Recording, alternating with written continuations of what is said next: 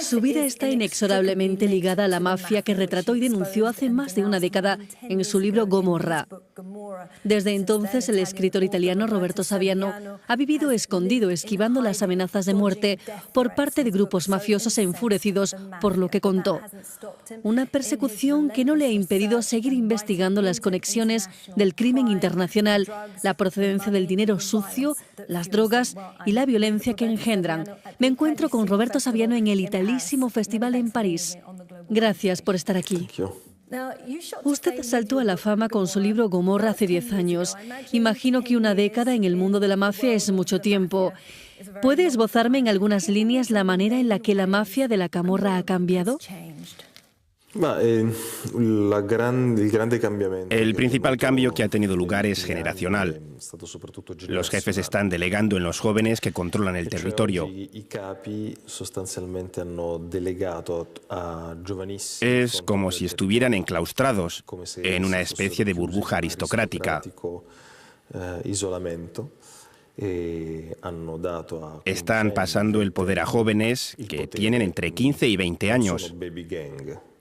No se trata de bandas de niñatos, sino de mafiosos reales, con sus reglas, una violencia militar increíble. Cobran un sueldo y gestionan el mundo del narcotráfico como si fuera una empresa. La mayor revolución es esencialmente en términos de edad.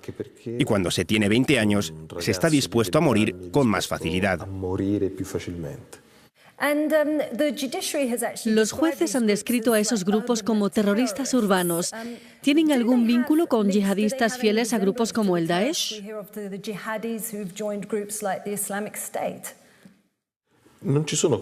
No hay lazos estructurales, no se comunican con grupos yihadistas, pero hay vínculos culturales. Hoy en día, un joven napolitano, mexicano o sudafricano comparte semejanzas con esos jóvenes de África del Norte que deciden unirse al grupo Estado Islámico. Tienen una certeza común: solo aquellos que estén dispuestos a morir, llegar a ser ricos o, como los yihadistas, convertirse en héroes, pueden marcar una diferencia. Hoy en día, según la mafia, no te distingues en función de cómo vives, sino de cómo mueres. Por ejemplo, los chicos que he observado últimamente escriben en su cuenta de Facebook que no alcanzarán los 25 años, ni siquiera los 20. Si llegas a los 30, es considerado un fracaso, alguien que no ha hecho algo con su vida. Usted describe esto en su nuevo libro, Paranza di Bambini, un sentimiento que parece alimentado por una especie de desesperanza. Esos jóvenes no parecen tener oportunidades en esos centros urbanos en decadencia. Hablo de Nápoles en particular. ¿Es Nápoles el símbolo de otras ciudades que usted conoce bien? Sí, claro. Ciudad de México, Lagos, Río de Janeiro, los suburbios de París y Barcelona son referentes de esta historia.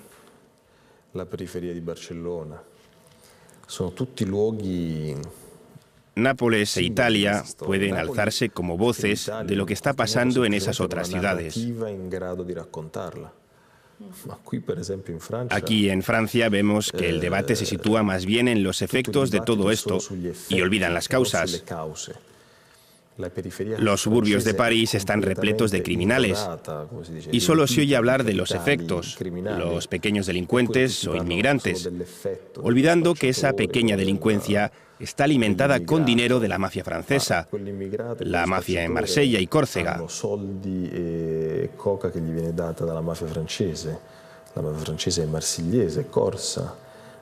El blanqueo de dinero sale del sistema financiero francés, dinero que acaba en Luxemburgo. La diferencia entre nosotros, en Nápoles, y el resto de Europa es que nosotros abordamos el tema en su conjunto. Al resto de países les cuesta admitir la problemática en su conjunto. Si nos fijamos en Europa, notamos una cierta hipocresía. Usted ha mencionado temas muy evidentes para Italia que, sin embargo, son obviados por los líderes europeos. ¿Se obstinan en no hacerlo? Totalmente de acuerdo, pero más que de una elección, se trata de ignorancia pura. Lo más extraordinario de todo esto es escuchar los debates políticos en Francia. Ningún candidato a las presidenciales sabe realmente de qué va este fenómeno. Los que hablan de inmigración no se preguntan de dónde procede el dinero que alimenta a los grupos criminales en los suburbios, de dónde viene la cocaína, cómo funciona el blanqueo de dinero en París, quién compra las propiedades. Este tipo de cosas solo las saben los servicios policiales concernidos y un reducido grupo de periodistas especializados. El resto del país mira hacia otro lado. Si miran hacia otro lado es porque el dinero ilegal es necesario para que la economía funcione. Usted habla de todas esas cantidades ingentes de dinero ilegal que fluye, ese blanqueo de capitales de proporciones astronómicas en un periodo de estagnación económica. ¿Retirar ese dinero supondría un colapso que los líderes no desean?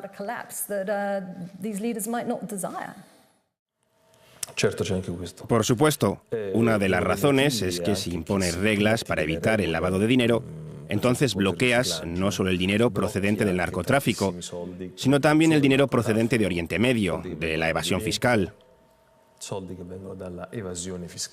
Si se imponen reglas contra la mafia, el sistema financiero tampoco dejará pasar otros capitales necesarios para la economía.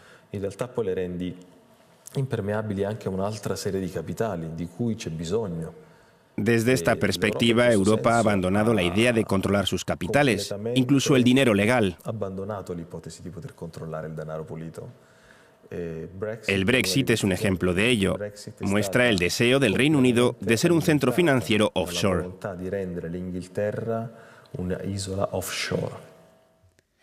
Si el Reino Unido se convierte en un paraíso offshore, o ya lo ha sido, ¿qué papel desempeña el Brexit?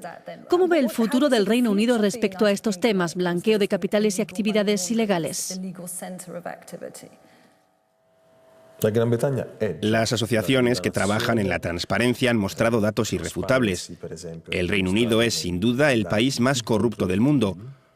No en términos políticos o policiales, pero sí cuando hablamos de blanqueo de dinero.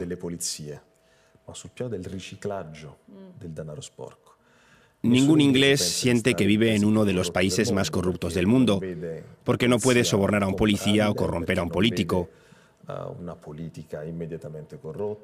Pero no saben que su sistema financiero está totalmente corrompido. ¿Y de qué hablo cuando digo corrupción? Quiero decir que no hay control sobre el flujo de capitales. No hablo necesariamente de Londres, sino de Gibraltar, Malta o Jersey, que funcionan de puertas a través de las que el Reino Unido mueve dinero que no tiene ningún control.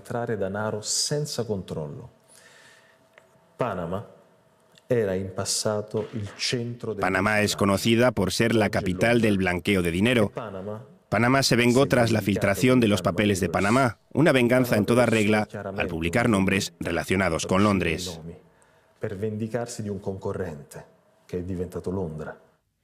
Un nuevo informe de Europol muestra la manera en la que los grupos mafiosos internacionales se han armado con las últimas tecnologías que les permiten seguir delinquiendo con toda opacidad, incluso aún más lejos del radar de las autoridades. ¿Cree que será prácticamente imposible seguirle la pista a estos grupos? Si se aplicaran leyes que funcionen contra el lavado de dinero, sería realmente fácil detectarlo. Hoy en día es más fácil seguir la pista del dinero que antes porque no se trata de documentos físicos conservados por un banco. Todas las transacciones son electrónicas y dejan rastro en la red. El problema es que puede realizarlas desde infinidad de lugares y luego borrar la pista. Cada estado europeo tiene su propia caja fuerte. España tiene Andorra, Alemania Liechtenstein, Francia Luxemburgo y todos juntos cuentan, claro está, con Suiza. Es realmente fácil esconder dinero en Europa. En el pasado a los bancos les asustaba aceptar el dinero de la mafia. Eso fue en los 80 y los 90. Hoy en día son los bancos los que buscan el dinero de la mafia para subsanar la falta de liquidez y a causa de la crisis económica que ha puesto de rodillas al sistema bancario. Los sistemas de control bancarios han sido rebajados a sus mínimos y han permitido que la mafia entre. Hablamos de un fenómeno relativamente reciente. La mafia se sirve de los bancos para lavar su dinero y los bancos de sus filiales offshore en América Latina y Asia. Un dinero que ahora penetra en la economía legal. Está profiriendo acusaciones muy serias. ¿Está recibiendo reacciones negativas por parte de los políticos o simplemente las está ignorando? Me llegan comentarios todos los días. Nunca soy bienvenido en los países que visito, donde oigo comentarios como «eso es un problema italiano, habla de tu país». Me acusan de exagerar, inventar o incluso de repetir algo ya sabido. Todo lo que hemos mencionado hoy no está oculto, simplemente no es observado, lo que es en sí una paradoja.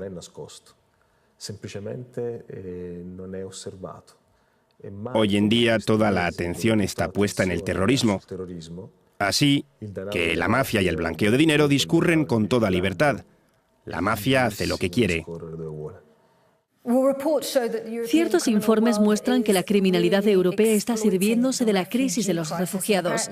El contrabando de personas es uno de los crímenes más lucrativos del momento. ¿Lo ve usted así también? Todos esos barcos repletos de inmigrantes que intentan cruzar el Mediterráneo están gestionados por cárteles y no por los grupos criminales italianos, como mucha gente cree. La mafia no controla este negocio, son grupos turcos, libios y libaneses que dominan el tráfico de personas y de los que Europa no tiene la menor idea. Los cárteles que gestionan la llegada de sirios a Europa pertenecen a la mafia turca, la misma que controla el tráfico de heroína en Afganistán. Las tres principales fuentes de recursos del Daesh, el califato, son actividades criminales.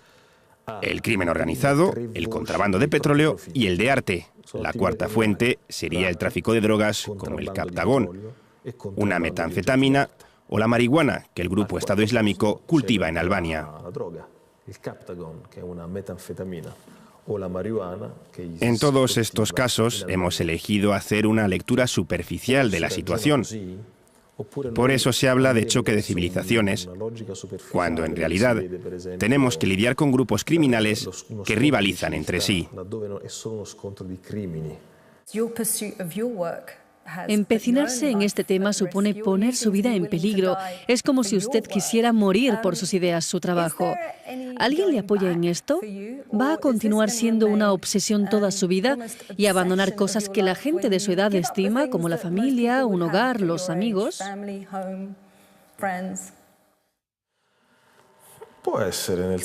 Sí, es posible. Lo que debería hacer y no estoy haciendo es desaparecer. Debería dejar de conceder entrevistas, escribir libros, dejar este trabajo.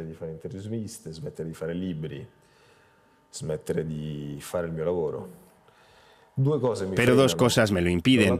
Una es la ambición, el que mis palabras dejen una impronta en la realidad. Y luego está la cuestión de la venganza que llevo a cabo, porque la mafia me ha hecho la vida imposible. Continuare a fare questo nonostante mi abbiano reso la vita imposible. No le sugeriría esto a nadie porque yo mismo debería haber sido más precavido. Si tuviera que volverlo a hacer, lo haría de manera diferente, actuaría con más cuidado, siendo más disciplinado. Me di cuenta de que actué demasiado deprisa y me di de bruces.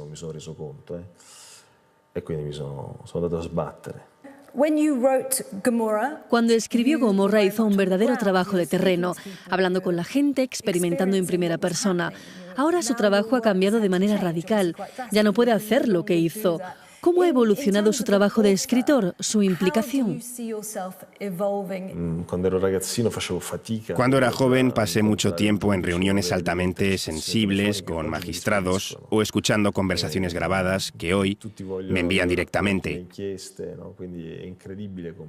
Ahora mucha gente quiere hacerme partícipe de sus investigaciones. Es increíble cómo cambian las cosas. Por ejemplo, nunca habría podido coger un tren como cualquier persona. Aunque no hace mucho viajé en tren acompañado por mi guardaespaldas. Me impresionó porque hace 10 años que no viajaba en tren. La libertad es algo mágico y solemos apreciar las cosas cuando las perdemos. Es como perder a un ser querido, el oxígeno. Eso me ocurrió con la libertad. Cuando la perdí, comprendí su valor. Comprendí la sensación de encierro, de malestar de aquellas personas que no pueden moverse con libertad o elegir.